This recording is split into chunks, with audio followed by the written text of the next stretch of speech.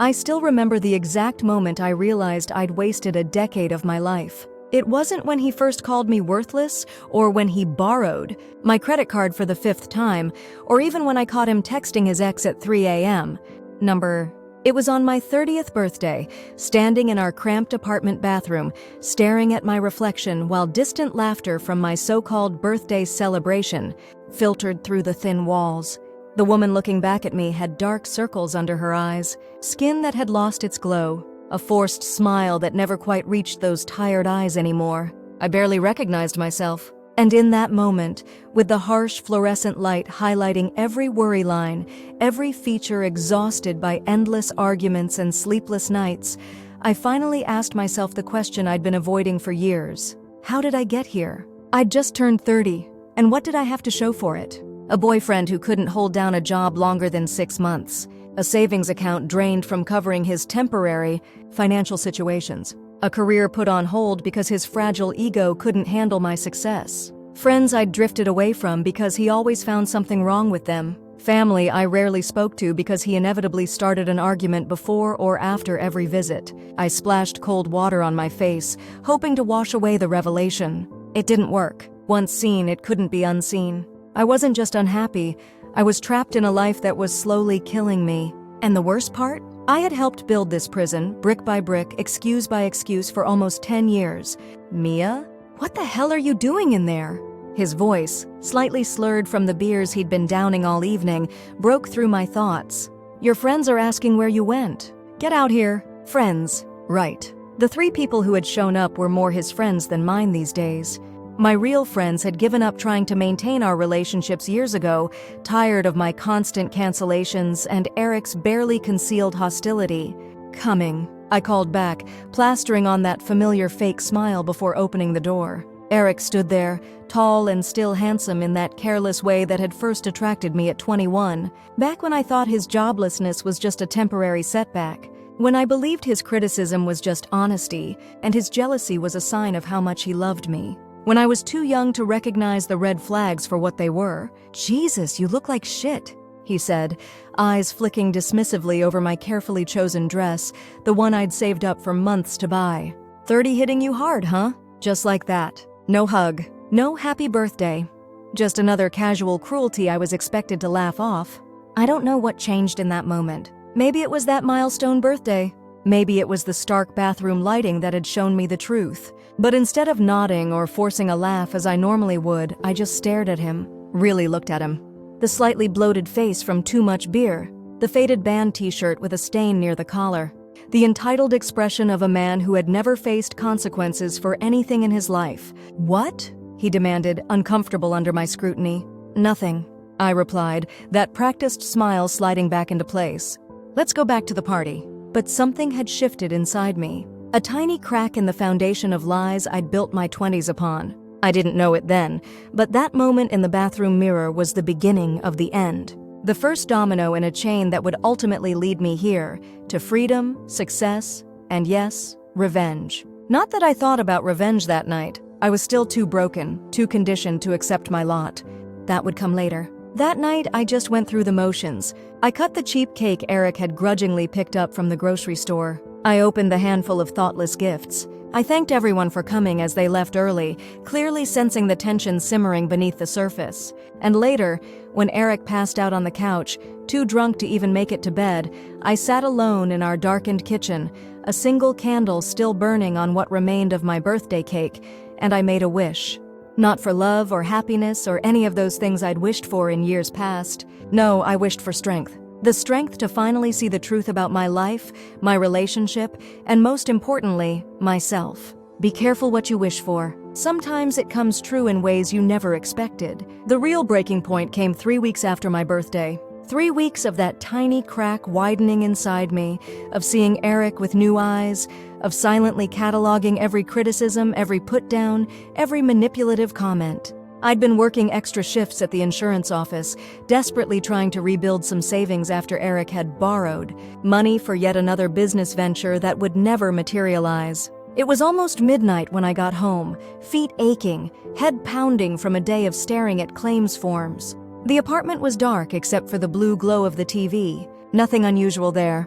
Eric was probably passed out again, some mindless show playing in the background. I kicked off my shoes, dropped my keys in the bowl by the door, and headed toward the kitchen, dreaming of a quick snack before bed. That's when I heard it. A woman's laugh, soft, intimate, followed by Eric's low murmur. I froze, my heart suddenly hammering in my chest.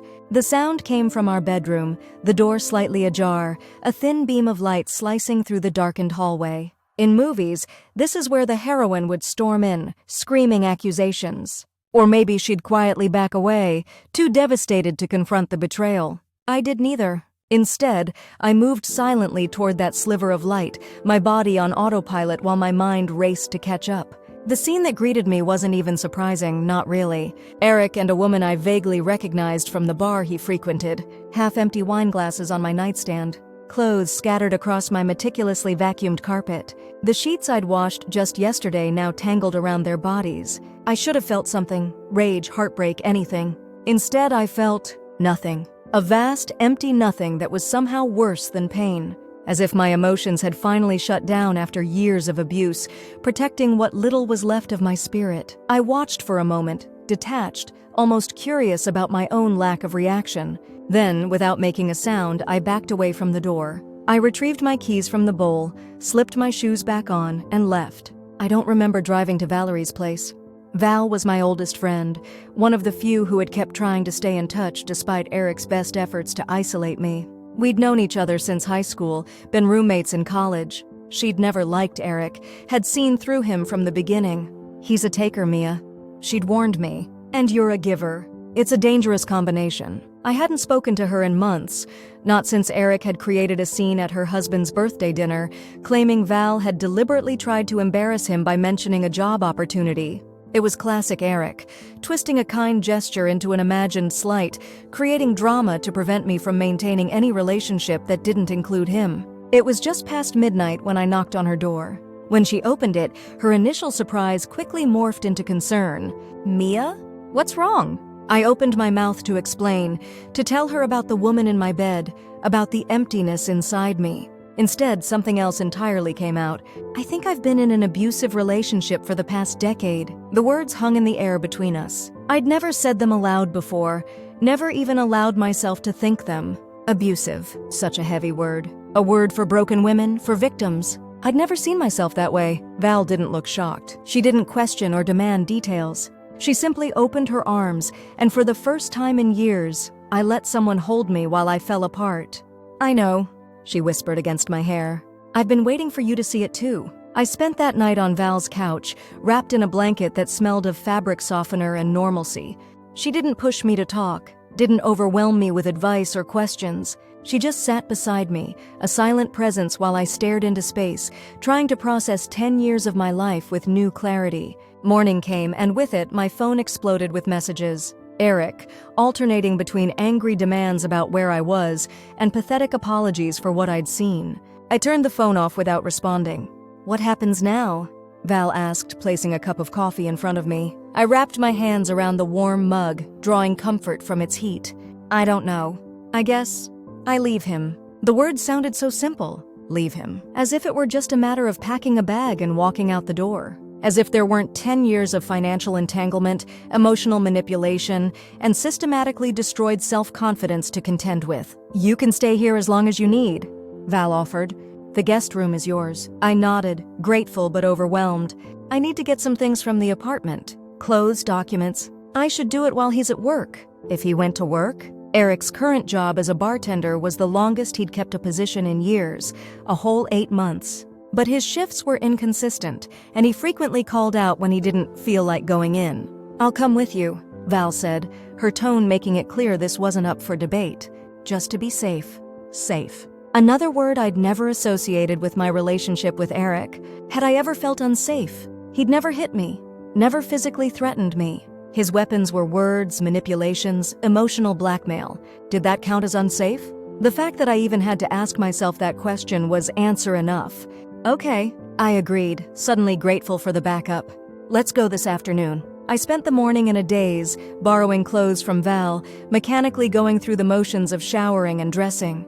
My mind kept replaying scenes from my relationship, only now I was watching them through a different lens. The time Eric had accidentally spilled wine on a dress I was excited to wear to a work function. The way he'd criticized my cooking so often, I'd eventually stopped trying, leaving him to order takeout that drained our budget. How he always got sick or started an argument before important events in my life, job interviews, family gatherings, anything that didn't center him. Each memory clicked into place like puzzle pieces forming a picture I should have seen years ago. By the time Val and I pulled up to my apartment building, I felt simultaneously numb and hypersensitive, like my skin had been removed and every nerve ending was exposed to the air. "His car's not here," Val noted as we parked.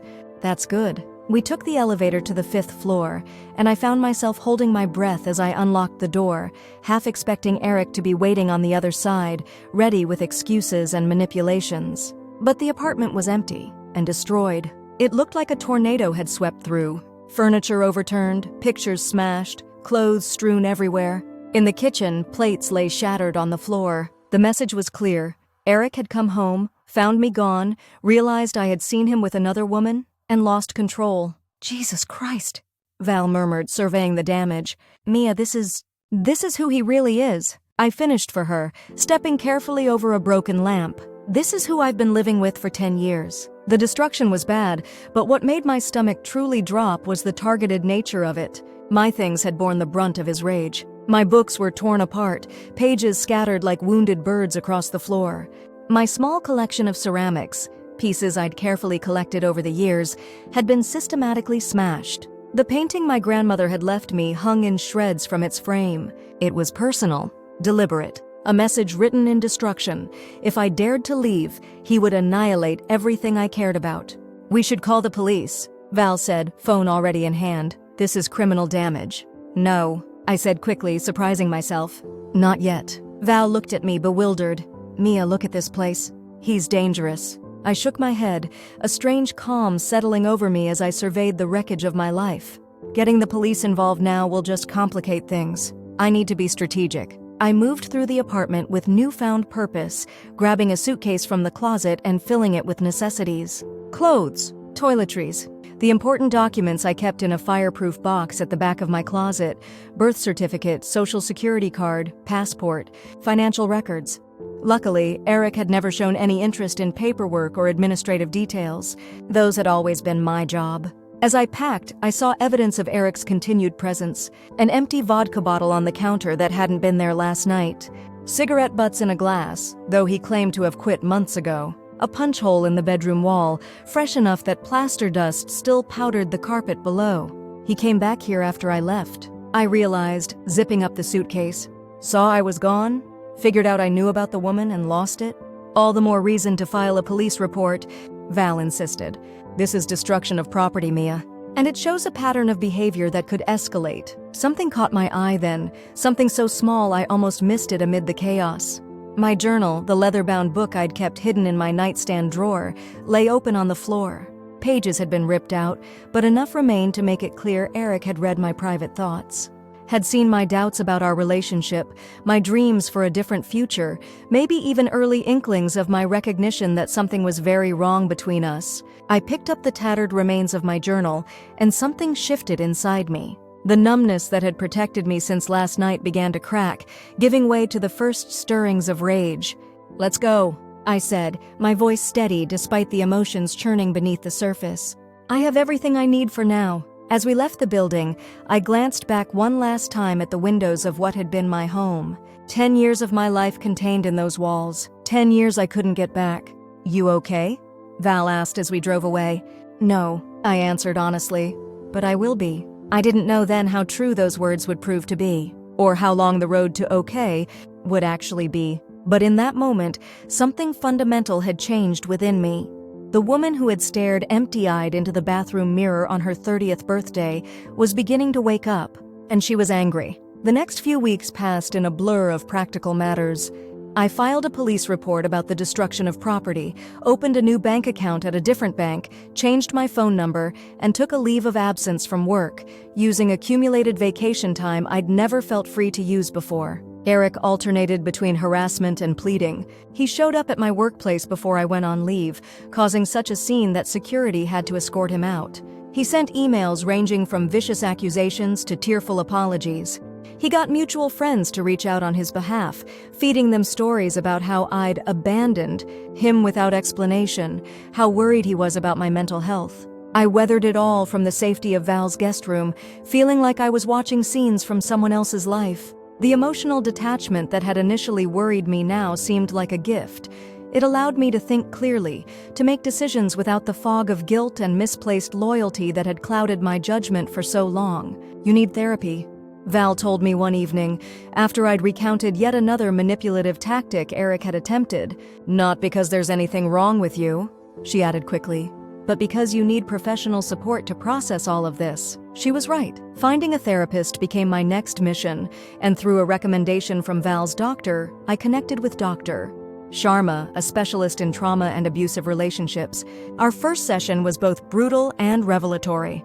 "What you're describing is a textbook pattern of emotional and financial abuse, Dr. Sharma explained, her voice matter-of-fact but kind. "The isolation from friends and family, the undermining of your confidence, the sabotage of your career opportunities, the financial exploitation. These aren't random behaviors, Mia. They're calculated tactics of control." I sat on her comfortable couch, twisting a tissue between my fingers. "But he never hit me," I said, voicing the doubt that still lingered in my mind. "Isn't that what abuse is? Physical violence?" Dr. Sharma shook her head. "That's one form of abuse, yes. But emotional and psychological abuse can be just as damaging, sometimes more so. Physical wounds heal. The wounds to your sense of self, your ability to trust, your belief in your own perceptions, those can take much longer to recover from." She leaned forward slightly. "Tell me, Mia, if a friend described to you the relationship you've just outlined to me, what would you think? Would you tell her she wasn't really abused because there were no bruises?" The question hit me like a punch to the gut. "No," I whispered. "I'd tell her to run, yet you stayed for 10 years, she observed. "Why do you think that is?" I stared at the pattern on her office rug, tracing its swirls with my eyes. I thought I could fix him. I thought his problems were temporary. I thought it was my fault, that if I was just better, more patient, more understanding, more something, he would change. "That's very common." Dr. Sharma nodded. "Abusers are expert manipulators. They condition their victims to take responsibility for the abuser's behavior. Add to that the sunk cost fallacy. The more time you invest, the harder it becomes to walk away, and you have a powerful trap." "Sunk cost fallacy?" I repeated, the term resonating deeply. "That's exactly it." I kept thinking about all the years I'd already invested. How could I just throw away a decade of my life? "But you didn't throw it away," Dr. Sharma pointed out. "Eric did. He took those years from you. And now you have a choice. You can give him the rest of your life too, or you can reclaim your future." "Reclaim my future." The words echoed in my mind, offering a perspective I hadn't considered. I'd been so focused on the past, on the years wasted, that I hadn't thought about the years ahead. Years that could be different, years that could be mine. "How do I do that?" I asked. "Reclaim my future?" Dr. Sharma smiled. "That's what we'll work on together. But the first step is recognizing that you deserve a future that belongs to you."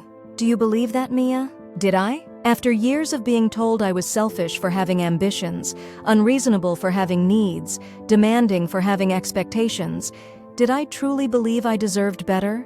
"I want to," I said finally. "I don't know if I do yet, but I want to believe it." "That's a start," Dr. Sharma said. "A very good start." In the weeks that followed, I threw myself into therapy with the same determination I'd once applied to trying to fix my relationship with Eric. Twice weekly sessions with Dr. Sharma became the anchor points of my new life. Between appointments, I devoured books she recommended, joined an online support group for survivors of emotional abuse, and filled journal after journal with the thoughts and feelings I'd suppressed for years. Slowly, painfully, I began to understand the dynamics that had trapped me for so long. The cycle of tension, explosion, and reconciliation. The intermittent reinforcement. Those unpredictable moments of kindness or affection that kept me hoping things would change. The gradual erosion of my boundaries until I could no longer recognize when they were being violated. Most importantly, I started to reconnect with the person I had been before Eric, the ambitious, confident young woman with dreams and plans. She wasn't completely gone, just buried beneath years of criticism and gaslighting. Finding her again became my mission. Val supported me through it all, never pushing but always present. She celebrated small victories with me. The day I blocked Eric's new email address without reading his latest message, the afternoon I ran into one of his friends at the grocery store and didn't feel compelled to explain myself, the evening I went through old photos and could look at pictures of Eric without feeling that familiar knot of anxiety. 2 months after leaving Eric, I returned to work. The insurance office wasn't my dream job, but it provided stability and a routine that helped ground me during this period of transformation. My boss, Diane, had been surprisingly understanding about my extended absence, especially after I shared a sanitized version of what I'd been going through. "Take it slow," she advised on my first day back, "and let me know if you need anything."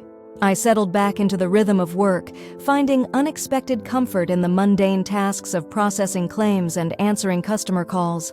There was something healing about being competent at my job, about using my brain for something productive rather than the constant emotional calculation that living with Eric had required. And then, just as I was establishing this new normal, Eric escalated again. It was a rainy Tuesday evening. I'd stopped at the grocery store after work, looking forward to cooking dinner for myself and Val. Cooking was something I'd once enjoyed, before Eric's constant criticism had stolen the pleasure from it. Reclaiming that simple joy felt like another small act of rebellion. I was in the produce section, deliberating between 2 bunches of basil, when I felt a presence behind me. The hairs on the back of my neck stood up before I even turned around. "You look good," Eric said, his voice carrying that forced casualness I knew so well, as if we were old friends running into each other, not an abuser confronting his escaped victim. "Better than when you were with me?" I turned slowly, instinctively clutching my shopping basket like a shield. Eric stood too close, invading my space in that familiar way. He'd lost weight, his face appearing sharper, more angular. Dark circles shadowed his eyes, and the slight tremor in his hands suggested he'd been drinking.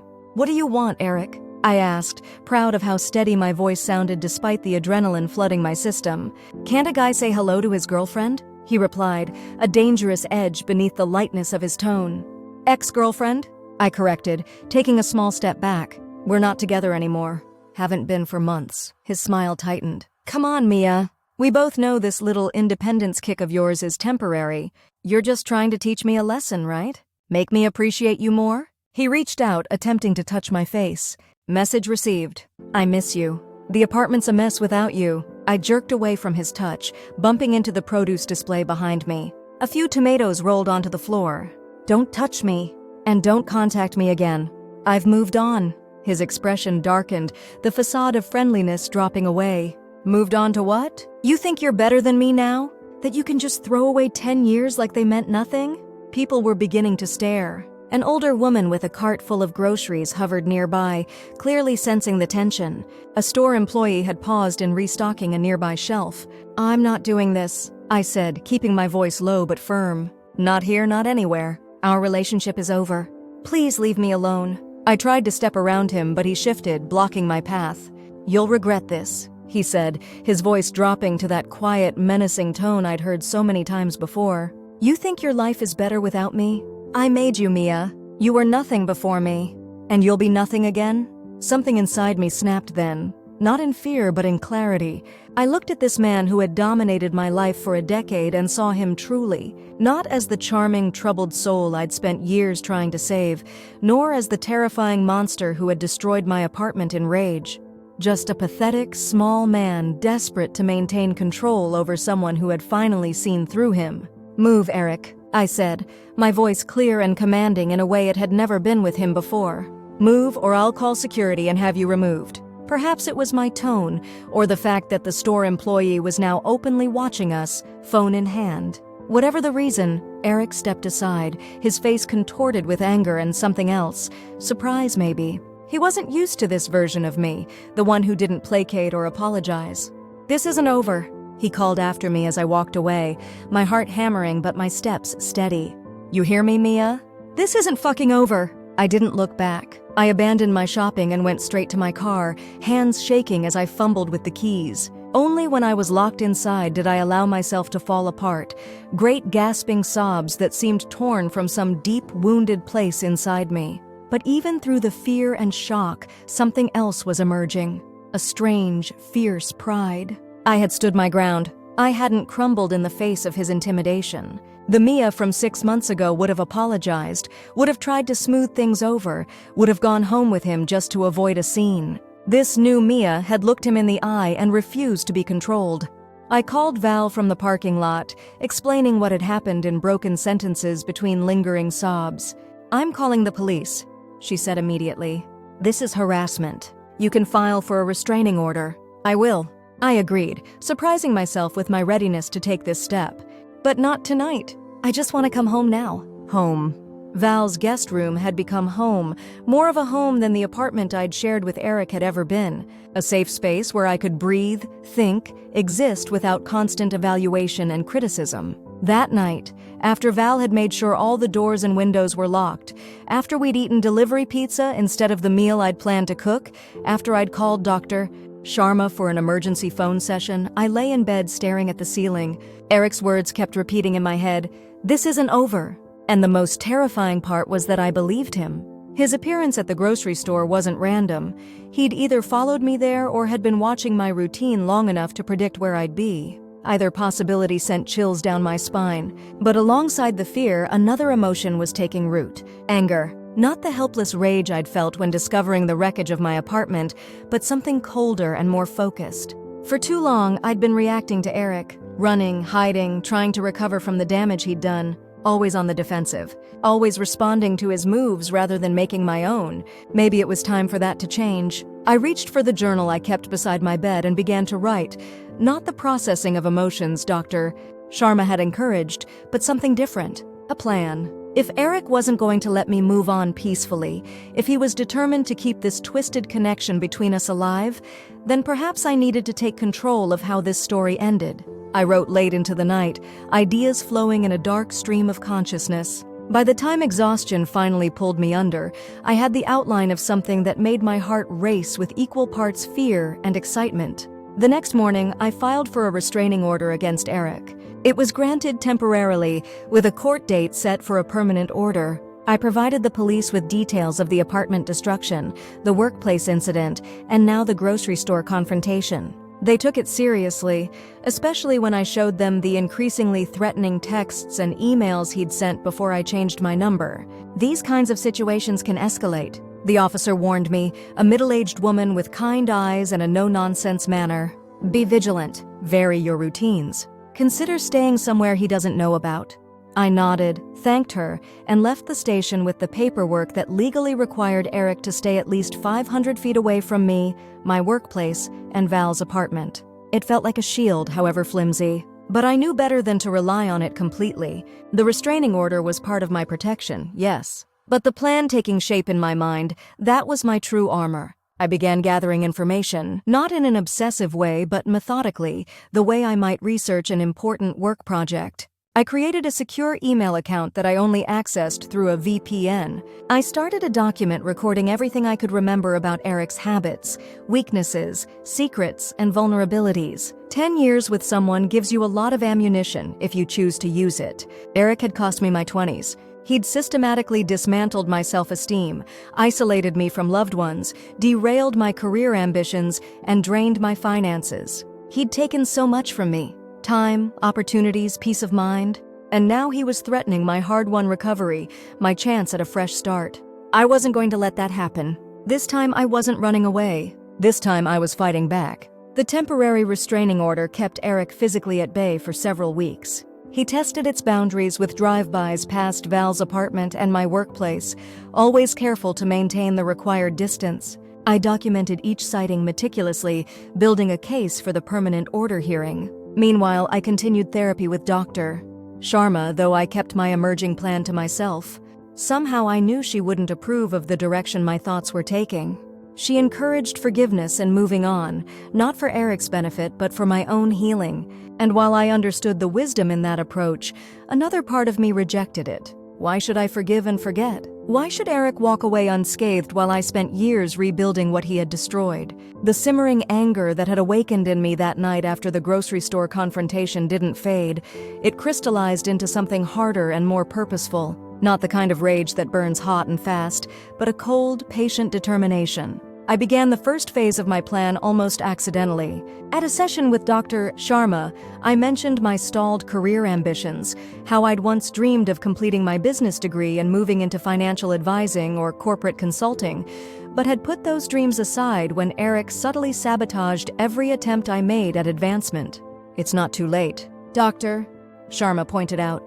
"You're only 30. Many people change careers or return to education at your age and beyond." The comment lodged in my mind, sprouting possibilities I hadn't allowed myself to consider. That night, I found myself browsing the website for my old university, looking at degree completion programs. Before I could talk myself out of it, I requested information about night classes that would allow me to finish the business degree I'd abandoned 8 years earlier. 2 days later, I met with an academic advisor who reviewed my old credits and outlined what I would need to graduate. "You're actually closer than you might think," she told me, her enthusiasm infectious. "With your work experience, you could even test out of a couple of requirements. If you start this fall and take a full course load, you could graduate in a year and a half." A year and a half. The timeline sent a thrill through me, a mixture of excitement and terror. Could I really do this? Go back to school while working full-time? Navigate financial aid, assignments, exams, all while continuing to rebuild my life after Eric? But the alternative, remaining stagnant, letting Eric's influence continue to limit my potential, was unthinkable. "I want to enroll," I heard myself say. "For the fall semester." The advisor beamed. "Wonderful. Let's get you set up." I left the campus with a strange lightness in my step, a feeling I eventually recognized as hope. This, I realized, was the true beginning of my revenge, not something destructive aimed at hurting Eric, but something constructive focused on reclaiming the future he had tried to steal from me. Living well, as the saying goes, is the best revenge. But as it turned out, living well was only the first step in my plan. The permanent restraining order hearing came and went. With my detailed documentation and the testimony of witnesses from both my workplace and the grocery store incident, the judge granted a 1-year order. Eric sat on the other side of the courtroom, alternating between wounded looks in my direction and whispered conversations with his attorney. He looked worse than he had at the grocery store, thinner, unkempt, with a nervous energy that made him constantly fidget in his seat. I learned from his testimony that he'd lost his bartending job, ostensibly for attendance issues, but more likely due to drinking on the job, knowing Eric. As we left the courthouse, Val squeezed my arm. "It's over," she said, relief evident in her voice. "You can really move on now." I nodded, but I knew better. The restraining order would keep him physically distant, but Eric wasn't done with me. His type never simply accepted defeat and disappeared. He might go quiet for a while, nursing his wounds and plotting his next move, but he would resurface eventually, and I would be ready when he did. The fall semester began, and I threw myself into my studies with an intensity that surprised even me. The familiar routine of classes, assignments, and exams provided structure to my days. More than that, the academic environment reconnected me with part of myself that Eric had systematically suppressed. The ambitious, intellectually curious woman who had once graduated at the top of her class. I excelled in my courses, particularly in finance and strategic management. Ideas came easily to me, concepts clicking into place with a satisfying clarity. Professors noticed my contributions in class discussions, peers sought me out for study groups, and for the first time in years, I felt like I was moving forward rather than struggling to stay in place. At work, too, things began to change. With the confidence that came from succeeding in my classes, I became more assertive, volunteering for projects that would showcase my abilities and initiative. Diane, my boss, took notice. "You've really stepped up these last few months," she commented during my performance review. "I'm impressed by the way you've handled the Peterson account and the new filing system implementation." I smiled, accepting the praise without the automatic deflection that had once been my habit. "Thank you. I've been putting what I'm learning in my business classes into practice." Diane raised her eyebrows. "You're back in school?" "I didn't know that." I explained my program and timeline for graduation. To my surprise, Diane seemed genuinely interested. "We have a tuition reimbursement program, you know," she said. "For degrees relevant to your position? Why don't you submit an application? I'd be happy to endorse it." The offer was unexpected but welcome, a sign that my professional rehabilitation was well underway. Between the tuition assistance and a small scholarship I'd secured based on my first semester grades, the financial burden of my education eased considerably. Meanwhile, Eric had gone suspiciously quiet. After an initial flurry of attempts to contact me through mutual acquaintances following the restraining order hearing, he seemed to disappear from my radar. No sightings near my apartment or workplace. No messages forwarded through friends. Nothing. In therapy, Dr. Sharma advised me to appreciate this absence rather than dwell on it. Focus on your growth, she encouraged. The relationship with Eric is over. The important relationship now is the one you're rebuilding with yourself. She was right, of course. But a part of me remained vigilant, waiting for the other shoe to drop. It took 6 months for my instincts to be vindicated. I was leaving campus after a late study session, the winter evening already dark at 7 p.m. The parking lot was poorly lit, half empty given the hour. I walked briskly toward my car, keys ready in my hand as I'd been taught in a personal safety workshop Val had persuaded me to attend. As I approached my vehicle, I noticed something tucked under the windshield wiper, a piece of paper fluttering in the cold breeze. My first thought was that it was a flyer, maybe for a campus event or local business. But as I got closer, I saw that it was a photograph. A photograph of me, taken earlier that same day as I'd walked between buildings on campus, and scrawled across it in red marker, "Watching you." My blood ran cold. I glanced around the dark parking lot, suddenly aware of how exposed I was. How many shadows could conceal a watcher? With shaking hands, I unlocked my car, slid inside, and locked the doors immediately. Only then did I examine the photo more closely. It had been taken from a distance, but the image was clear enough. Me in mid-stride, unaware of being observed. The marker used to write the message was the same brand Eric had always preferred, with its distinctive broad stroke. The message was unambiguous. The restraining order hadn't deterred him. He was still fixated on me, still unwilling to let me move on. And now he knew about my classes, my schedule, my movements. I called the police from the parking lot, reported the violation of the restraining order, and waited for an officer to arrive. They took the photograph as evidence, dusted my car for fingerprints, finding nothing, and promised to increase patrols around the campus. "You should vary your routines," the officer advised, echoing what I'd been told months earlier. "Different routes to class, different parking spots, different times if possible." I nodded, knowing the advice was sound, but also knowing its limitations. Eric had found me once. He could find me again. The campus was open, my class schedule relatively fixed. I couldn't live my life in constant evasion. That night I couldn't sleep. Not from fear, though there was certainly an element of that, but from a seething anger that grew with each passing hour. I had worked so hard to rebuild my life, to reclaim my future, to heal from the damage Eric had inflicted. And now here he was, inserting himself back into my existence, forcing me to once again orient my life around avoiding him. By morning, my anger had hardened into resolve. This cat-and-mouse game had to end, and I was done being the mouse. I picked up the journal where I'd outlined the beginnings of my plan months earlier and began to expand it, the ideas flowing with cold precision. This wasn't about hurting Eric for the sake of hurting him. It was about removing his power, not just over me, but permanently. If living well was the first step of my revenge, the next step would be ensuring that Eric could never again interfere with that life I was building. I began with reconnaissance, setting up a simple but effective intelligence-gathering operation. Through mutual acquaintances who were still in contact with Eric, I casually inquired about his current situation, framing my questions as concern for his well-being rather than self-protective surveillance. The picture that emerged wasn't surprising. After losing his bartending job, Eric had bounced between several short-term positions, never lasting more than a few weeks before being fired or quitting. He'd been evicted from our old apartment due to non-payment of rent and was now staying on a friend's couch, a friend who was increasingly fed up with the arrangement. His drinking had escalated, as had his use of other substances. He'd had minor run-ins with the law, public intoxication, a bar fight that had resulted in a night in jail but no charges. His reputation in our relatively small social circle had deteriorated to the point where even longtime friends were distancing themselves. In short, Eric was spiraling, his life disintegrating without me there to hold it together. In the past, this would have triggered my caretaker instincts, my misguided sense of responsibility for his well-being. Now I viewed it clinically as both an opportunity and a potential danger. A desperate Eric was an unpredictable Eric. The second stage of my intelligence gathering was more direct, though still conducted with careful anonymity.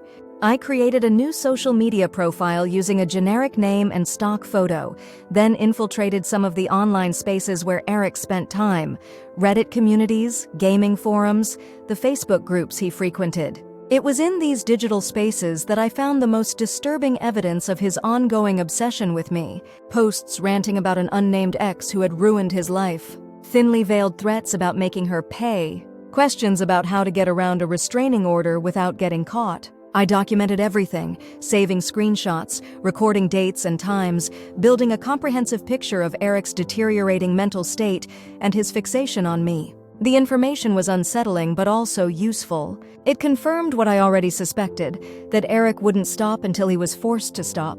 And that's exactly what my plan aimed to do. The final piece fell into place unexpectedly through a conversation with Diane at work. She'd called me into her office to discuss a potential promotion. My hard work and academic progress had not gone unnoticed, and there was an opening for an assistant manager position that she thought I should apply for. As we discussed the details, Diane mentioned that the position would involve occasional travel to regional conferences and training sessions. "Nothing extensive," she assured me. "Maybe a weekend trip every couple of months. But I know you're busy with school, so I wanted to make sure that wouldn't be a problem." "Not at all," I replied, my mind already spinning with possibilities. "In fact, I think it would be a valuable experience." Travel. The word conjured images of distance, anonymity, fresh starts. It aligned perfectly with the next phase of my plan. That evening, I refined my strategy, filling in the framework I'd been developing over the past months. The plan was multi-layered, designed to achieve several objectives simultaneously. 1. Permanently remove Eric's ability to harm me or interfere with my life. 2. Ensure he faced consequences for his past actions and current violations of the restraining order. 3. Reclaim my power in a way that would leave me financially and emotionally secure. 4. Cover all my tracks to prevent any blowback on me. It was intricate but not complicated, relying more on psychological warfare than elaborate schemes. I would use what I knew about Eric, his weaknesses, his triggers, his habits, against him, orchestrating a series of events that would culminate in his complete downfall. The beauty of it was that I wouldn't have to do anything illegal. Eric had already set himself on a path to self-destruction. I would simply accelerate the process and ensure that when he crashed, he wouldn't take me down with him. As I wrote out the final details, I felt a strange sense of calm. This wasn't about hatred or even anger anymore. It was about justice. Not the formal kind dispensed by courts and judges, but the deeper justice of restoring balance to a relationship that had been unbalanced for far too long. Eric had taken 10 years of my life. Now I would take something from him in return: his power.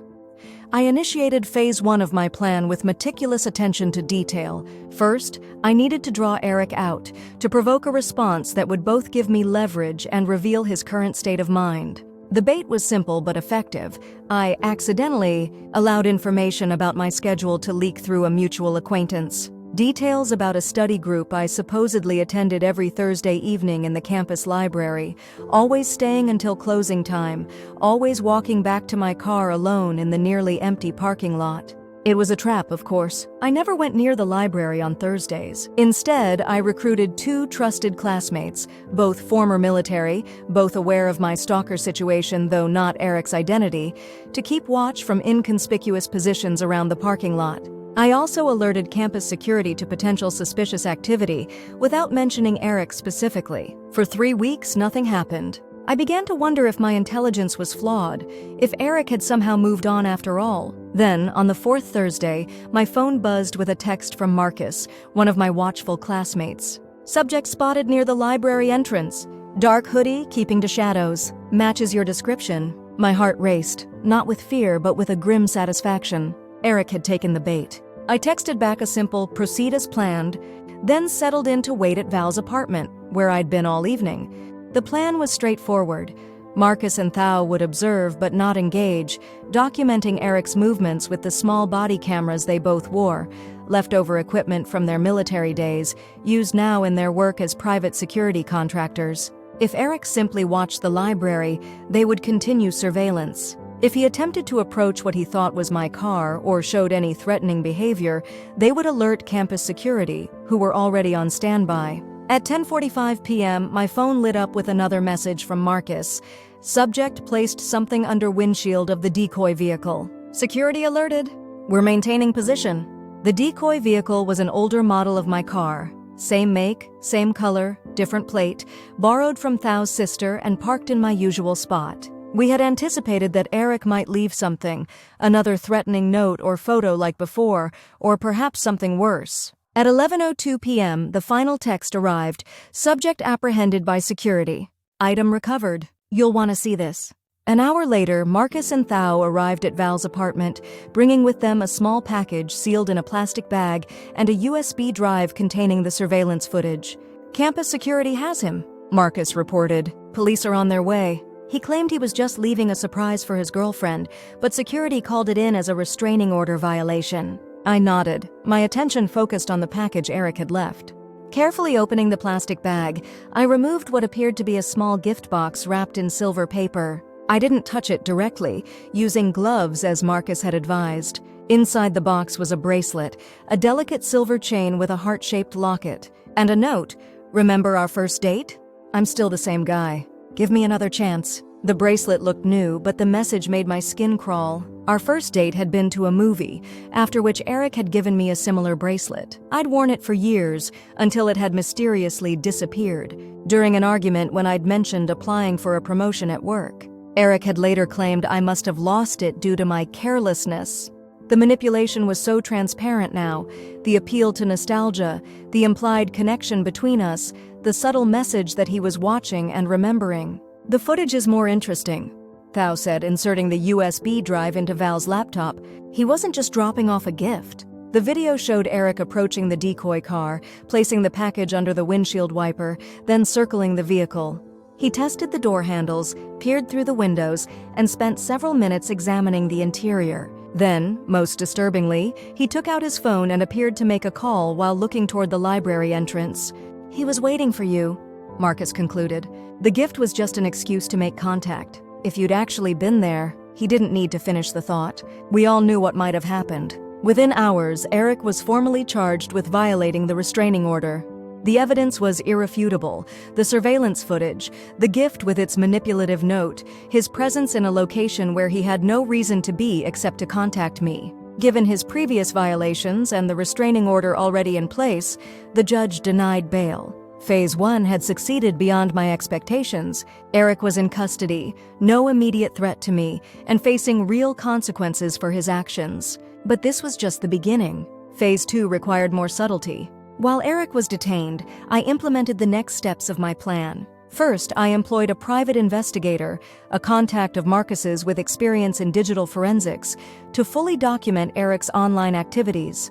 The investigator dug deeper than my preliminary research, uncovering a disturbing pattern of escalating posts about me, including in forums where men discussed tactics for punishing women who had rejected them. This digital trail established a clear timeline of Eric's deteriorating mental state and increasing fixation on me. Combined with the physical evidence from his restraining order violations, it painted a picture of a dangerous individual, not just a misunderstood ex-boyfriend. The investigator also uncovered financial irregularities that proved useful, evidence of small-scale fraud Eric had committed, using stolen credit card information to make purchases. Nothing major enough to trigger an investigation on its own, but documented and ready to be leveraged if needed. Meanwhile, I focused on solidifying my position. I accelerated my studies, taking extra courses over the winter break to move my graduation timeline forward. I accepted the promotion at work, increasing both my income and my professional standing. I started building a modest but growing investment portfolio, securing my financial future in ways Eric had always discouraged. Each step was calculated not just for my personal advancement, but as preparation for the final phase of my plan. I was creating a life that was increasingly stable and successful, a stark contrast to Eric's spiraling decline. 3 weeks after his arrest, Eric was released with an ankle monitor and strict conditions: no contact with me, direct or indirect, regular check-ins with a probation officer, mandatory counseling, and random drug and alcohol testing. His trial date for the restraining order violation was set for 4 months out, giving me ample time to prepare for Phase 3. Through my network of informants, the mutual acquaintances who still had contact with Eric, I learned that he was staying with his older brother, the only family member still willing to deal with him. He was unemployed, increasingly dependent on alcohol and pills, and obsessively focused on what he perceived as my betrayal. It was time to implement the final phase of my plan, the part that would permanently sever Eric's ability to affect my life. I began by carefully constructing a digital trail of my own, one that would appear to Eric as carelessness on my part, but was in fact meticulously orchestrated. I updated my social media profiles with carefully curated information, mentions of a potential job opportunity in another state, photos taken in locations that suggested I was considering a move, vague posts about new beginnings, and leaving the past behind. I allowed this information to percolate through our diminishing circle of mutual contacts, knowing it would eventually reach Eric. The narrative I was constructing was simple but compelling. I was planning to leave town, to start fresh somewhere beyond his reach. At the same time, I applied for and was granted a business trip through my new position at work, a weekend conference in Denver, my first professional travel opportunity. I made sure this information also reached Eric's ears, though in a more direct way. I confided in a former friend who I knew still spoke with Eric occasionally, telling her about my excitement for the trip and how it was a trial run for my potential relocation. The weekend of the conference arrived. I packed carefully, including items that would be visible to anyone observing me: a new suitcase, professional clothing, documents in a portfolio embossed with the conference logo. I departed on Friday morning, driving myself to the airport with deliberate stops at locations where I knew security cameras would record my movements, documentation of my legitimate departure. The conference itself was actually valuable, filled with networking opportunities and information relevant to my position. I participated fully, collected business cards, took notes during sessions, and had dinner with colleagues. To anyone observing, I was simply a young professional attending a routine business event. On Sunday afternoon, I returned to the airport for my flight home, again ensuring my movements were well documented. As expected, my apartment showed no signs of disturbance when I returned. Eric was still bound by his release conditions and the ankle monitor that tracked his movements, but I knew the seed had been planted. The idea that I might leave, might escape his orbit permanently, would be intolerable to someone with Eric's psychology. The prospect of losing control over me, of not knowing where I was or what I was doing, would create an almost unbearable tension in his mind. Now I simply had to wait for him to break. It didn't take long. 3 days after my return, my private investigator flagged a spike in Eric's online activities: frantic posts about preventing an ex from running away, questions about how ankle monitors worked and if they could be temporarily disabled, searches for my name combined with the cities I'd obliquely referenced in my social media trail. A week later, the trap was sprung. I received an urgent call from Marcus late on a Tuesday evening. "He's made his move," he reported. "Disabled the monitor somehow and went to your old apartment building. He seems to think you still live there. He's trying to break in through the balcony of what used to be your unit." My heart raced, though not from fear. Everything was proceeding as I had anticipated. The apartment building I'd shared with Eric had been sold months earlier and was now being renovated, vacant except for construction equipment. The current owners had agreed to my request for enhanced security due to my concerns about a former resident, a partial truth that had resulted in motion-activated cameras on every floor. "Are the police responding?" I asked. "Already on their way," Marcus confirmed. Anonymous tip from a concerned neighbor who happened to be walking by. The footage from the building security system will provide the evidence. I thanked him and ended the call, a strange calm settling over me. This was the culmination of months of planning, the final piece clicking into place. Eric had violated his release conditions in the most dramatic way possible, committing breaking and entering in the process. With his prior record, the restraining order violations, and the documented pattern of escalating behavior, he was looking at serious jail time. More importantly, he had revealed himself for what he truly was, not a misunderstood ex-boyfriend who made some mistakes, but a dangerous individual willing to break the law to maintain control over someone who had rejected him. The next morning, I received official notification that Eric had been arrested and was being held without bail. His previous release conditions had been revoked, and new charges had been added to his case. The prosecutor was seeking the maximum penalties given the pattern of escalation and violation of court orders. I sat in my apartment, my real apartment, not the one Eric had broken into, and felt a weight lift from my shoulders. It was over. Not just the immediate threat, but the long shadow Eric had cast over my life for the past decade. In the end, I hadn't needed to destroy Eric.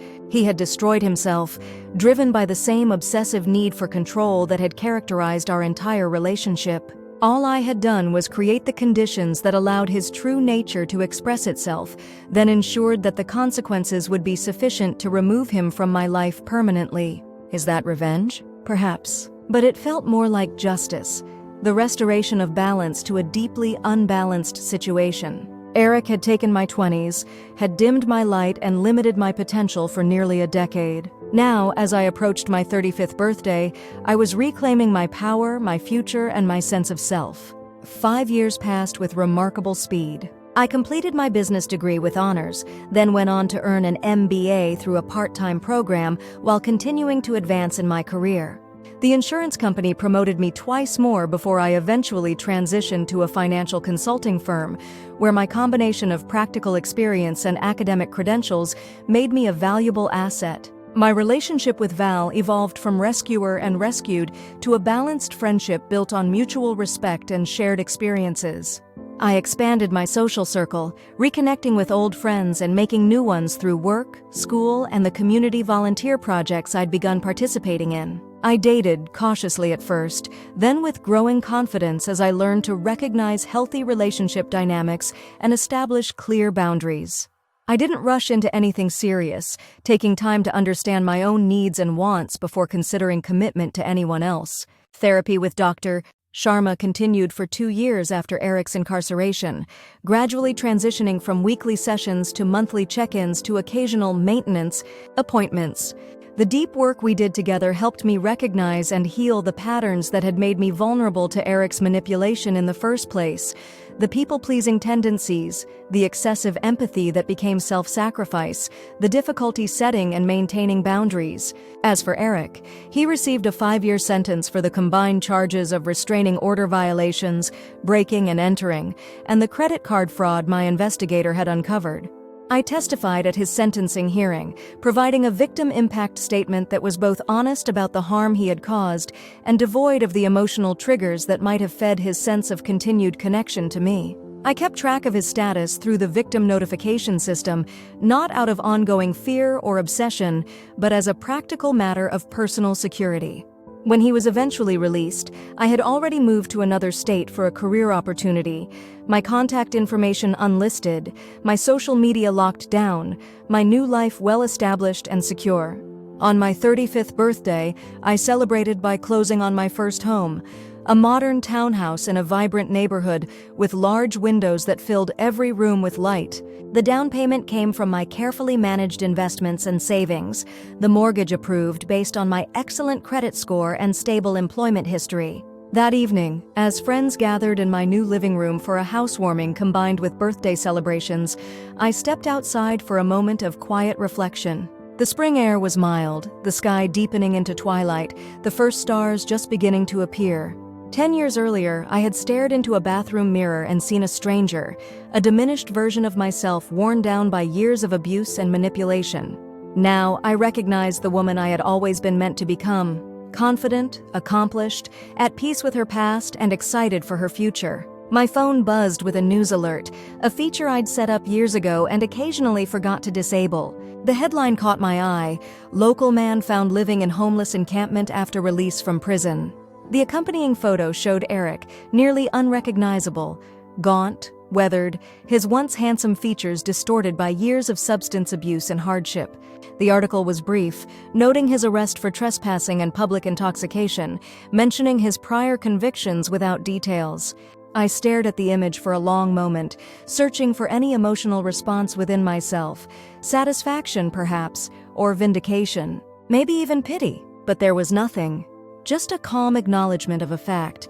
Eric no longer had any power over me, no place in my life, no claim on my emotions. I deleted the alert, disabled the notification feature, and slipped my phone back into my pocket. Inside my new home, I could hear laughter and conversation, the sounds of a life rich with connection and possibility. "Mia? Everything okay out here?" It was Michael, the man I'd been dating for the past year.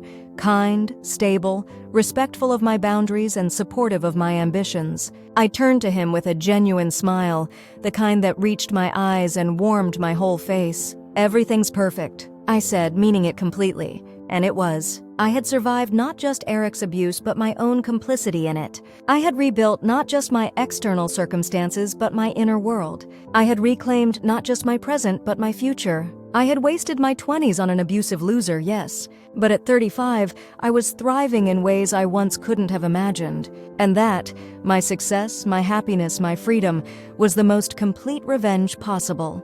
As I walked back into my home, surrounded by people who genuinely cared for me, I felt the final page turn on that chapter of my life. The story of Eric and Mia was finished. The story of just Mia, my story, on my terms, was still being written, each day a new page filled with possibilities entirely my own. As the summer faded into autumn, I found myself adapting to a new rhythm of life. My home became my sanctuary, a place filled with items chosen solely for my pleasure rather than to appease someone else's tastes. I painted the walls colors Eric would have hated, hung artwork that spoke to me, and arranged furniture to suit my habits. For the first time in my adult life, I lived in a space that reflected who I truly was, not who I was expected to be. Michael and I continued dating, our relationship evolving naturally without the artificial timelines or pressure I'd experienced with Eric. Michael understood my need for independence and respected the boundaries I still sometimes needed to establish. He had his own apartment, his own friends, his own life that complemented rather than consumed mine. When we were together, it felt like a choice rather than an obligation. "You're different these days," Val remarked during one of our regular brunches, stirring her mimosa thoughtfully. "More present," I considered her observation. "I think I'm finally living in real time," I said. With Eric, I was always either dwelling on the past, trying to recapture those few good moments, or anxiously anticipating the future, wondering when the next explosion would come. Val nodded. "You were never in the moment because the moment was rarely safe." Exactly. I took a bite of my avocado toast, savoring the simple pleasure of good food and honest conversation. Now I don't have to brace for impact every second of every day. "And the nightmares?" Val asked gently. For months after leaving Eric, I'd been plagued by nightmares. Horrible dreams where I was back in that apartment, trapped, with Eric's voice growing louder and louder until I woke gasping for air. "Almost gone," I answered truthfully.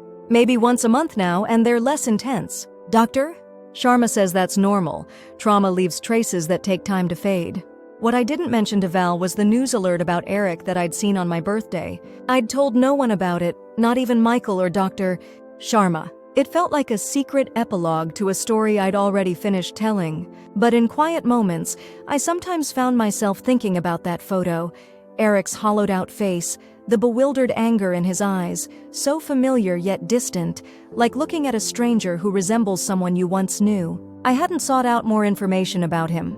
The brief article had mentioned the location of the homeless encampment, an area beneath the highway overpass about 20 miles from my new home, but I had no intention of going there. What would be the point? To gloat? To verify his downfall with my own eyes? Those impulses seemed petty and beneath the person I was becoming. And yet, knowledge of his situation had settled into some hidden corner of my consciousness, neither forgotten nor dwelled upon. Just present, like a small stone in my pocket that I occasionally touched to remind myself it was real. The call came on a Tuesday afternoon in late October. I was in my office preparing for a client presentation when my phone lit up with an unfamiliar number. Normally, I would have let it go to voicemail, but something made me answer. "Is this Mia Kendrick?" a woman's voice asked. "Yes, this is Mia," I replied cautiously. "My name is Nurse Reyes from County General Hospital. I'm calling because you're listed as the emergency contact for an Eric Donovan." My breath caught. Emergency contact? I hadn't been Eric's emergency contact in years, not since I'd left him. He must have never changed it. "I'm sorry," I said, my voice surprisingly steady. "I haven't had any connection with Mr. Donovan in over 5 years. We're not in contact, and I can't be responsible for any decisions regarding his care." There was a pause on the other end. "I understand," Nurse Reyes finally said.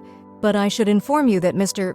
Donovan has been admitted in serious condition. He was found unconscious with severe hypothermia and malnutrition. Additionally, she continued in a more measured tone. He has advanced liver disease, likely from long-term alcohol abuse. I sat very still, staring at the spreadsheet on my computer screen without really seeing it. Numbers and charts that had seemed so important moments ago now blurred into meaninglessness. "I'm sorry to hear that," I said finally. "But as I mentioned, I'm not in a position to be involved. Does he have family you could contact?" "We've tried his listed family contacts. His brother's number is disconnected and his parents, well, they explicitly asked not to be contacted again regarding their son." The irony wasn't lost on me. The man who had systematically isolated me from my support network had ended up completely alone himself. "I understand this puts you in an awkward position," Nurse Reyes continued, her voice softening slightly. "But he's been asking for you." In his more lucid moments. "Asking for me?" I repeated, a cold feeling spreading through my chest. "Yes. He seems quite insistent about needing to tell you something." I closed my eyes, feeling the careful balance I'd established in my life tilting dangerously. This wasn't part of the plan. Eric was supposed to remain a closed chapter, a cautionary tale from my past, not an active presence requiring response or engagement. "I can't," I said firmly. "I'm sorry for his situation, but our relationship ended years ago for good reasons. I have a restraining order against him, actually, though I suppose that might not apply if he's hospitalized." "I see," Nurse Reyes replied, and I could hear the subtle shift in her tone, from clinical compassion to something more reserved. "That puts things in a different perspective. I apologize for disturbing you." After ending the call, I sat motionless at my desk, my presentation forgotten. A rush of conflicting emotions washed over me: guilt, anger, confusion, and beneath it all, a disturbing sense of satisfaction that I immediately tried to suppress. I wasn't that person. I didn't want to be someone who took pleasure in another's suffering, even if that person had caused me immense pain. I picked up my phone again and called Dr. Sharma. Though our regular sessions had ended years ago, we still connected occasionally when I needed perspective. Thankfully, she had an opening that evening. "You're not responsible for Eric's current situation, Doctor," Sharma said after I explained the hospital call. We sat in her familiar office, the same space where I'd first begun to unravel the complexities of my relationship with Eric. "His choices led him here, not yours." "I know that intellectually," I acknowledged. "But there's still this voice suggesting I should do something. Visit him. Hear what he has to say." "Doctor." Sharma studied me thoughtfully. "What do you think that impulse is really about, Mia? Is it genuine concern for Eric or something else?" I considered her question carefully. "Curiosity partly," I admitted. "And maybe, I don't know, a need for final closure? To see with my own eyes that the chapter is really ended? Or perhaps to confirm your victory?" she suggested not unkindly. I flinched at the word victory, though I couldn't deny the grain of truth in it. Part of me, a small, wounded part I wasn't proud of, wanted to see Eric diminished, to witness firsthand how our fortunes had reversed. "I don't want to be that person," I said quietly. "Wanting to see someone who hurt you face consequences doesn't make you a bad person, Mia." "Doctor," Sharma replied, "it makes you human. The question is whether acting on that desire would serve your healing or hinder it." I left her office without a clear decision, the question weighing on me as I drove home through the darkening evening. I had built a good life, a life free from Eric's influence and control. Did I really want to voluntarily reintroduce him into that life, even briefly? And yet, the thought of him lying in a hospital bed asking for me created an unresolved tension I couldn't quite dismiss. If I refused to see him, would I always wonder what he'd wanted to say? Would that wondering keep him tethered to me in some small way? I was still turning these questions over in my mind when I arrived home to find Michael waiting on my doorstep with takeout from my favorite Thai restaurant. "Rough day?" he asked, noticing my expression as I approached. "Complicated," I replied, unlocking the door and letting us both in. "How did you know I needed this tonight?" He smiled, setting the food on the kitchen counter. "You mentioned your big presentation was today. Figured you'd be too tired to cook." He paused, studying my face more carefully. "But I'm guessing something else happened?" Over dinner, I told him about the call from the hospital. Michael listened without interrupting, his face thoughtful. "What are you thinking of doing?" he asked when I finished. "I don't know," I admitted. "Part of me thinks I should just ignore it completely. Another part feels like I should go, if only to finally close this door for good." Michael reached across the table and took my hand. "Whatever you decide, I support you. But can I offer a perspective?" I nodded, grateful for his measured approach. From everything you've told me about Eric, he's manipulated situations to maintain control over you for years. Even from prison, even after you moved on. Is it possible this is just another attempt to pull you back into his orbit? His words struck a chord. Over the years, Eric had manufactured countless crises that required my attention or intervention, health scares that turned out to be exaggerated, financial emergencies that somehow only I could solve, emotional breakdowns that mysteriously occurred right when I was planning something important for myself. "You're right," I said slowly. "This fits his pattern. That doesn't mean he's not genuinely ill," Michael added. "But it does mean you should consider your own well-being first." That night I made my decision. I wouldn't go to the hospital, wouldn't re-enter Eric's life even for a moment. Whatever he wanted to tell me, whether it was another manipulation, a genuine apology, or something else entirely, I didn't need to hear it to continue my own journey. I slept soundly, confident in my choice. But life, as I've learned repeatedly, rarely conforms to our careful plans. 3 days later, I was leaving a client meeting downtown when I saw him. I almost didn't recognize Eric at first. He was sitting on a bench at a bus stop, hunched forward, much thinner than in the newspaper photo. He wore a hospital wristband, shabby clothes that seemed too large for his frame, and had a small duffel bag at his feet, clearly recently discharged, probably against medical advice. I froze mid-step, my body recognizing the danger before my conscious mind fully processed who I was seeing. That familiar silhouette, the way he held his shoulders, triggered an instinctive fight-or-flight response that 5 years of freedom hadn't completely erased. I could have turned around, should have turned around.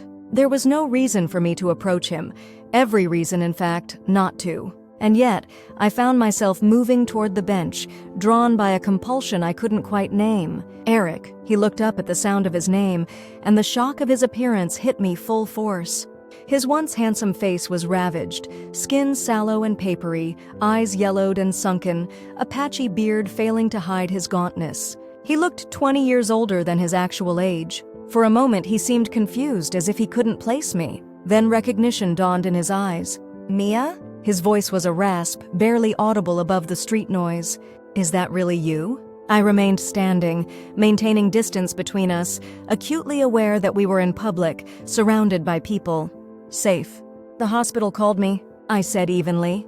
"I told them I couldn't come." He nodded slowly, a gesture that seemed to require considerable effort. "Figured as much." "Can't blame you." This subdued response was so unlike the Eric I'd known that it momentarily threw me. Where was the manipulation, the anger, the entitled expectation that I would drop everything to help him? This quiet acceptance was unfamiliar territory. "You shouldn't be out here," I found myself saying. "You need medical care." A bitter smile twisted his cracked lips. "Need insurance for that?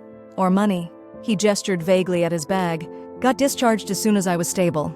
Hospital gave me some pamphlets for shelters, outpatient programs. Real helpful." I shifted uncomfortably, unsure why I was even continuing this conversation. "Your family?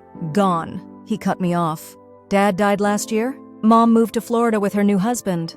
Brother wants nothing to do with me." He looked up at me with those jaundiced eyes. "Burned all my bridges. One of many talents." The raw honesty in his tone was startling. This wasn't the Eric who had twisted every situation to his advantage, who had never accepted responsibility for anything. "Why did you ask for me at the hospital?" I asked, the question that had been nagging at me since the call. Eric stared down at his trembling hands. "Wanted to say sorry," he mumbled. "Before I die." "And I am dying, Mia. Doctors were pretty clear about that." "Sorry," I repeated, the words sounding hollow and insufficient after everything that had happened between us. "Yeah." He glanced up briefly. "Not that it changes anything. Not expecting forgiveness. Just wanted to say it once, face to face." I stood there, the busy sidewalk flowing around us like a river diverted by stones, feeling strangely disconnected from the moment. I had imagined confronting Eric countless times over the years, in nightmares, in therapy sessions, in private revenge fantasies, but none of those imagined scenarios had featured this broken shell of a man offering a simple, unembellished apology. "You look good," he said after a moment. "Really good. Got that corporate job you always wanted, huh?" He nodded at my tailored suit and briefcase. "I did," I confirmed, unsure why I was even engaging. "I finished my degree, MBA too." "Good." He nodded, and to my surprise, the word seemed genuinely meant. "You were always smart." Smarter than me, that's for sure. He coughed, a wet, rattling sound that made me wince. Too smart to waste your time here. You should go. It was a dismissal, but without the manipulative edge that would have once accompanied it.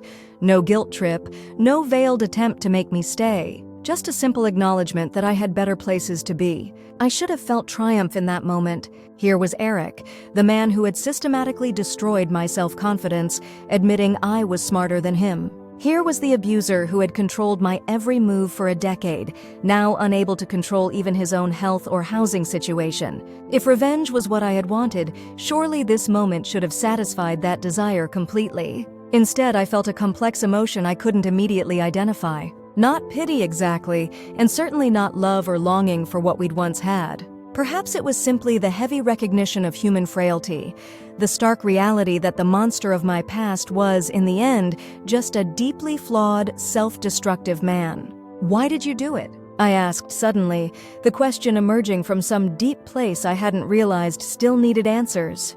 All of it. The control, the manipulation, the abuse. The word still felt strange on my tongue when applied to my own experience. Eric was quiet for so long I thought he might not answer. When he finally spoke, his voice was softer, reflective in a way I'd never heard from him before. Because I was terrified of losing you, he said simply, and convinced I didn't deserve you. So instead of becoming better, I tried to make you smaller. Keep you down at my level where I wouldn't risk you outgrowing me. He shook his head slowly. It's not an excuse, just the truth. I was weak and scared, so I tried to control everything around me instead of controlling myself. His words landed with unexpected weight. Not because they excused anything he'd done, they didn't, but because they stripped away the last of the power he'd held over me. The Eric who had dominated my life for so long, who had seemed so formidable and overwhelming, was revealing himself to be pathetically simple in his motivations. I need to go, I said finally. He nodded, not looking up. Take care of yourself, Mia. I turned to leave, had taken several steps, when something made me pause and look back. Are you going to one of those shelters? I asked, gesturing to the pamphlets peeking out of his bag. Eric shrugged. Maybe. Or back to the camp. Got some friends there at least. The word friends struck me as incongruous. The Eric I'd known hadn't had friends. He'd had people he used, people he manipulated, people he controlled. Had he actually found genuine connection in his reduced circumstances? Or was this just another self-delusion? I reached into my purse, my mind racing ahead of my actions. I pulled out my wallet, extracted several $100 bills, emergency cash I kept on hand, and, after a moment's hesitation, walked back to hand them to him. For a hotel room, I said firmly. And food. Maybe a clinic visit. I held his gaze. Not for alcohol. He stared at the money, then at me, genuine surprise evident in his expression. Why would you help me? After everything? It was a fair question. Why was I helping him? Not out of lingering affection or misplaced responsibility. Not out of guilt or pity either, though perhaps there was a shade of the latter involved. I'm not doing it for you, I realized aloud. I'm doing it for me. Because it's the kind of person I want to be. Someone who can see suffering and respond with compassion, even when it's not deserved. This wasn't forgiveness. I wasn't sure I'd ever truly forgive Eric for the years he'd stolen from me. But it was something else, something that felt like freedom. The ability to make choices based on my own moral compass rather than in reaction to him. Eric took the money slowly, his hands trembling slightly. Thank you, he said, the words sounding rusty, as if he'd had little practice saying them sincerely. Goodbye, Eric, I said, and this time when I walked away, I didn't look back. You did what? Val nearly choked on her coffee when I told her about my encounter with Eric the next day. We were sitting in my kitchen, sunlight streaming through the windows and catching on the copper pots hanging over the island, a small luxury I'd allowed myself when setting up my home. I gave him some money, I repeated calmly. For a hotel room and food. Val set down her mug, her expression somewhere between confusion and concern. After everything he put you through? After the restraining order and the court case and the years of therapy? You just handed him cash? Put that way, it did sound questionable. But I'd spent the night reflecting on the encounter, and I felt surprisingly at peace with my decision. It wasn't about him, I tried to explain. It wasn't about wiping the slate clean or pretending what he did didn't matter. Then what was it about? Val pressed. I considered my answer carefully. Freedom, I said finally. My freedom. When I saw him sitting there, sick, homeless, completely fallen apart, I realized I could walk away and feel nothing. I could hate him and feel justified in that hate. Or I could choose compassion, not because he deserved it, but because that's who I want to be. Val looked skeptical. That sounds awfully enlightened. It's not enlightenment. I smiled slightly. It's just, I don't want Eric to determine who I am anymore, not even in how I react to him. Val sighed, reaching across the table to squeeze my hand. Just tell me you're not getting pulled back into his drama, that this was a one-time thing. It was, I assured her. I have no intention of seeing him again or getting involved in his situation. That chapter is closed, and I meant it. My brief interaction with Eric had been an unexpected epilogue to our story, but not a reopening of the narrative. What I hadn't told Val, what I wasn't sure I could articulate fully, was how that encounter had solidified something in me. Seeing Eric reduced to such a state hadn't brought the satisfaction I might once have imagined. Instead, it had highlighted the vast difference in our paths. I hadn't just survived after leaving Eric, I had flourished, built a career, a home, relationships based on mutual respect, found myself again, or perhaps for the first time. Eric, meanwhile, had continued spiraling downward, unable to pull himself out of the self-destructive patterns that had defined him for as long as I'd known him. There was no pleasure in witnessing his deterioration, just a sober recognition that we reap what we sow in this life. I had planted seeds of renewal and growth, he had sown chaos and harm. Our respective harvests reflected those choices. Life moved forward with the steady rhythm I'd come to appreciate. Work brought new challenges and opportunities, a promotion to senior consultant, clients who valued my insights, colleagues who respected my contributions. My relationship with Michael deepened gradually, marked by meaningful conversations and small, significant gestures rather than grand declarations. I continued expanding my social circle, reconnecting with old friends and making new ones. I joined a book club, volunteered at a financial literacy program for women leaving abusive relationships, and even started taking pottery classes, something I'd always wanted to try but Eric had dismissed as useless and messy. 6 months after my encounter with Eric at the bus stop, I received another call from County General Hospital. This time it wasn't about an emergency. Eric had passed away the previous night. As his emergency contact, still, after all this time, they were notifying me and asking about funeral arrangements. I'm sorry, but I'm not the appropriate person to handle this. I explained to the administrator, we haven't been in a relationship for years. He must have family who should be contacted. I understand. The woman replied sympathetically. We'll try his next of kin again. I apologize for the intrusion. After hanging up, I sat in my office, staring out at the city skyline. Eric was gone. The man who had dominated so much of my life, who had shaped so many of my choices and fears for so long, no longer existed in this world. I waited for some dramatic emotion to sweep through me, relief perhaps, or sadness, or some complex mixture of feelings that would require sorting through.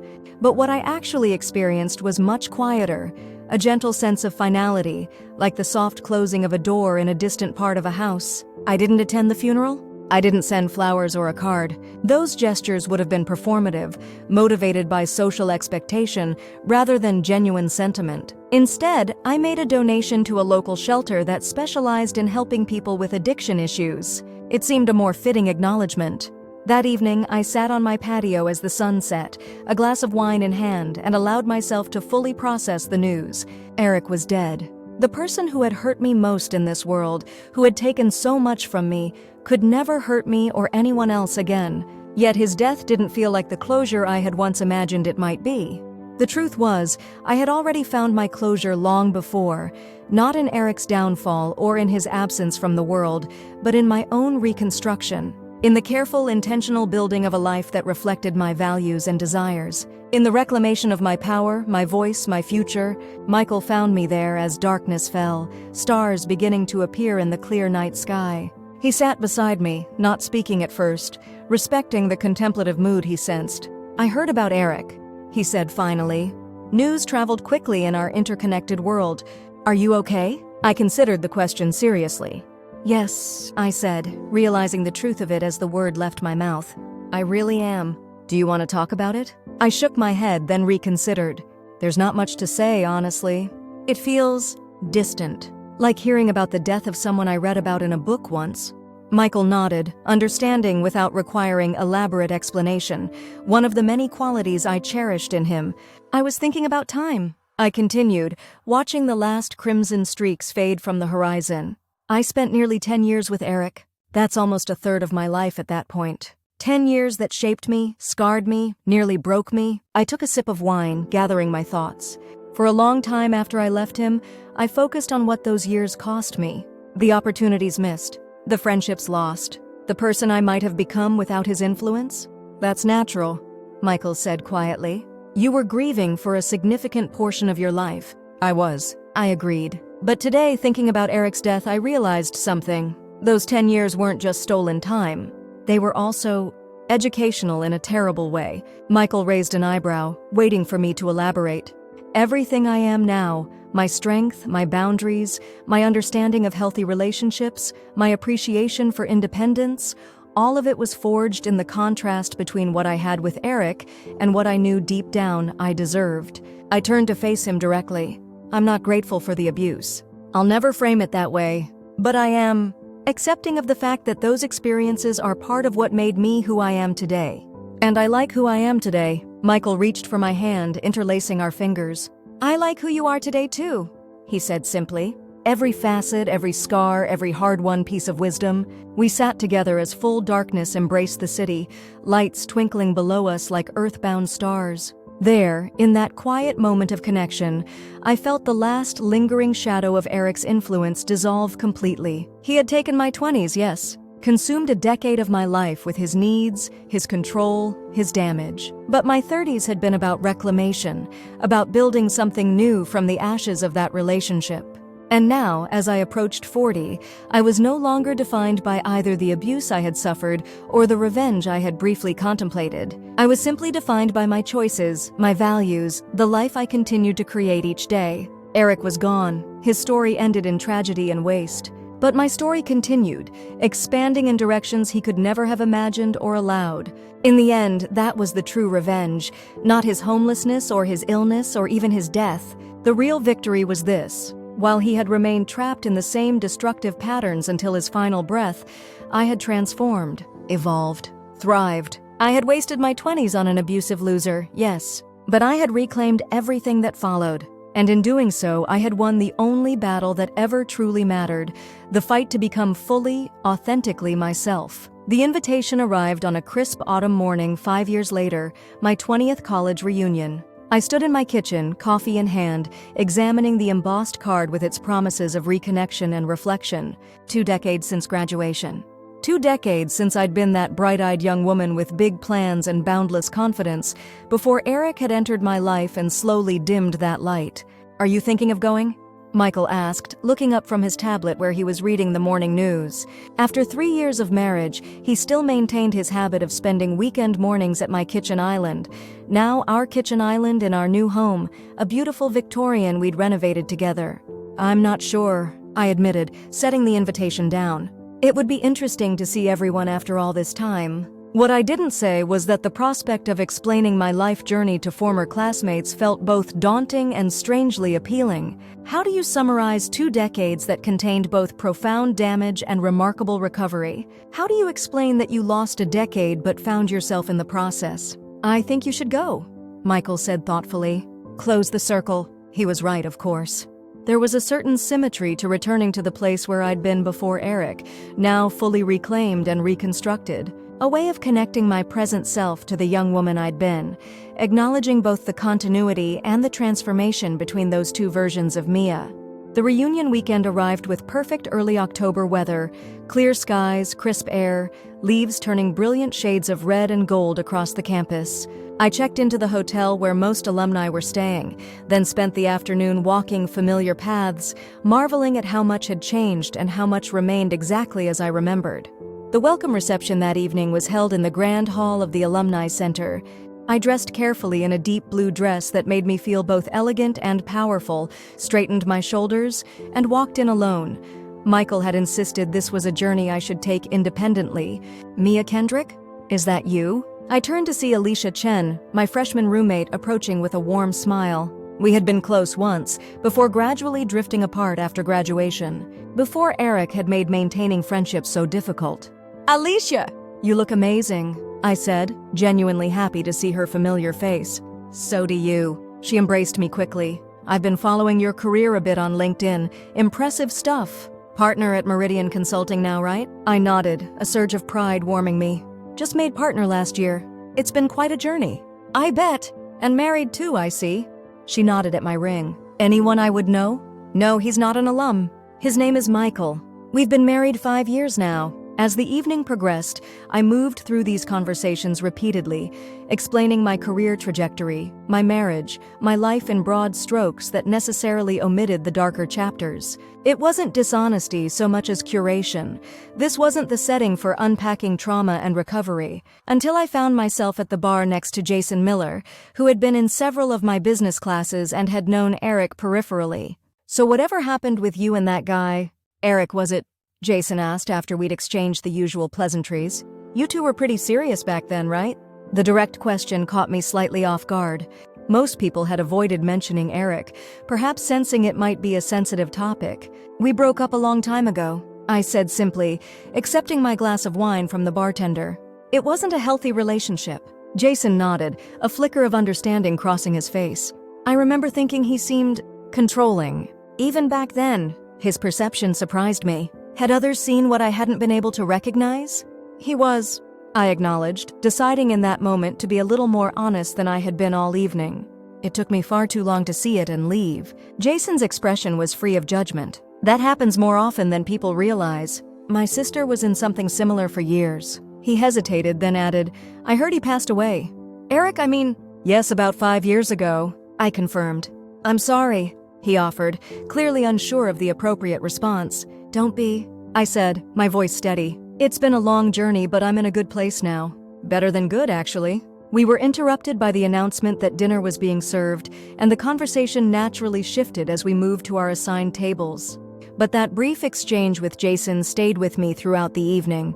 The simple acknowledgement of what had happened, without drama or excessive detail, had felt surprisingly liberating. Later, as alumni took turns sharing brief updates on their lives during coffee and dessert, I found myself at the microphone without having planned to speak. "For those who don't remember me, I'm Mia Kendrick, Business Administration," I began. The 20-year condensed version is, I spent my 20s in an abusive relationship that nearly destroyed me. I spent my 30s rebuilding everything from scratch. And now, in my 40s, I'm a partner at Meridian Consulting, happily married, and I help run a foundation that supports women leaving abusive situations. The frankness of my statement created a momentary hush in the room. I hadn't intended to be quite so direct, but something about standing in that space, surrounded by people who had known me when I was young and untouched by Eric's influence, had called for honesty. "I guess what I want to say," I continued, finding my rhythm, "is that life rarely follows the neat trajectory we imagine when we're sitting where we sat 20 years ago. There are detours and dark valleys. But those don't have to be the end of the story." I raised my glass slightly. "To second acts, unexpected recoveries, and the strange winding paths that eventually lead us home to ourselves." The response was immediate. Applause, raised glasses, and more than a few damp eyes. After I returned to my seat, several people approached throughout the remainder of the evening, some sharing their own stories of relationships gone wrong, others simply expressing appreciation for my candor. By the time I returned to my hotel room that night, I felt a sense of completion I hadn't anticipated. By speaking my truth in the place where my adult journey had begun, I had somehow integrated all the disparate chapters of my life into a coherent whole. I called Michael from the hotel room, eager to share the experience with him.